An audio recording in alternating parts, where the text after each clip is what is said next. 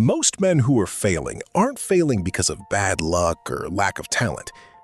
They're failing because they're bored. And they've built their entire life around avoiding that boredom instead of using it. Boredom is the signal that you've stopped growing. And when you consistently escape it, with your phone, with entertainment, with distraction, instead of sitting with it and letting it push you towards something harder, you train yourself to be comfortable with stagnation. Today, we're talking about why boredom is one of the most important signals a man can feel, and what the research actually says about what to do with it. Here's what nobody tells you about boredom. It's not the enemy. It's not laziness, and it's not weakness. Boredom is a signal. The same way pain is a signal, or hunger is a signal. It's your brain telling you something is missing. But here's the trap. The moment that signal fires, most men do the same thing. They reach for the phone. They open an app. They watch something. They numb it. And every single time you do that, you're not fixing the problem. You're teaching your nervous system one lesson over and over. Discomfort gets solved by distraction. That lesson doesn't stay in your bedroom at 11 p.m.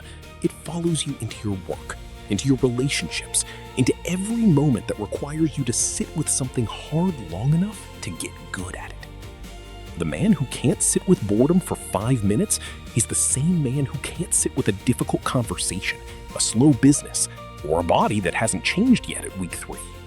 Researchers who study boredom describe it as a state of restless, low arousal discomfort. Your mind is understimulated, and it desperately wants relief.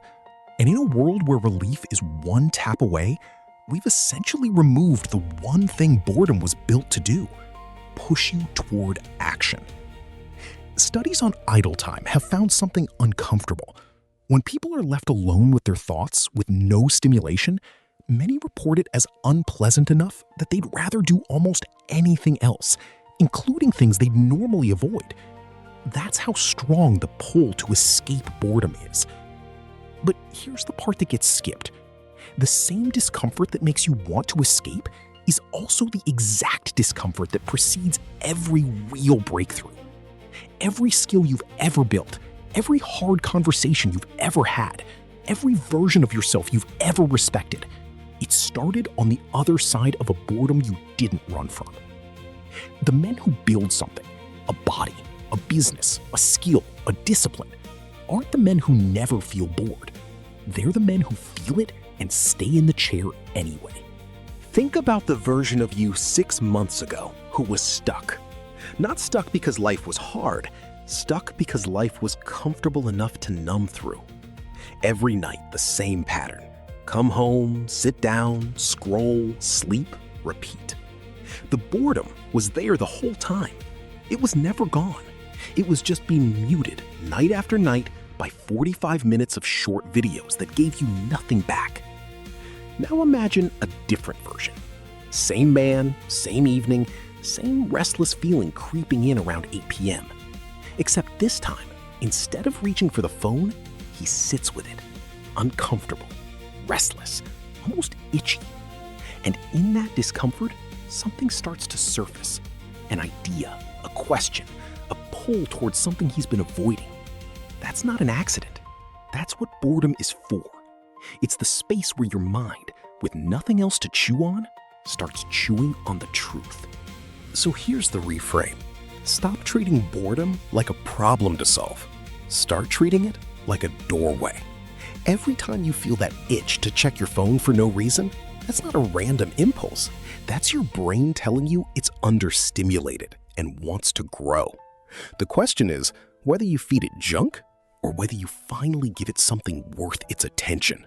A book, a workout, a hard conversation you've been putting off, a skill you've said you'd start eventually. Boredom doesn't go away when you distract it. It goes away when you use it. Here's how you start using it, starting tonight. 1. Delay the escape. Next time you feel bored, don't reach for anything for 60 seconds. Just sit. Let it be uncomfortable. You're not doing nothing. You're breaking the automatic reflex. 2. Ask the boredom a question. What am I actually avoiding right now? 9 times out of 10, the answer is the thing you actually need to do. 3. Replace. Don't suppress. Keep one demanding, boredom-absorbing pursuit always within reach. A skill, a project, training. When the itch hits, that's what you reach for instead of the phone. 4. Track it for 1 week. Every time you feel bored, write down what you did instead of numbing it. By day 7, you'll see exactly what your growth has been quietly waiting on. Boredom was never your enemy. It was the most honest feedback you've been given all year, and you've been muting it every single night. The men who change their lives aren't the ones who eliminate boredom. They're the ones who stop running from it and start letting it point them somewhere. So tonight, when that restless feeling shows up, don't reach for the phone. Sit with it for 60 seconds and see what it's actually trying to tell you. If this hits you, subscribe.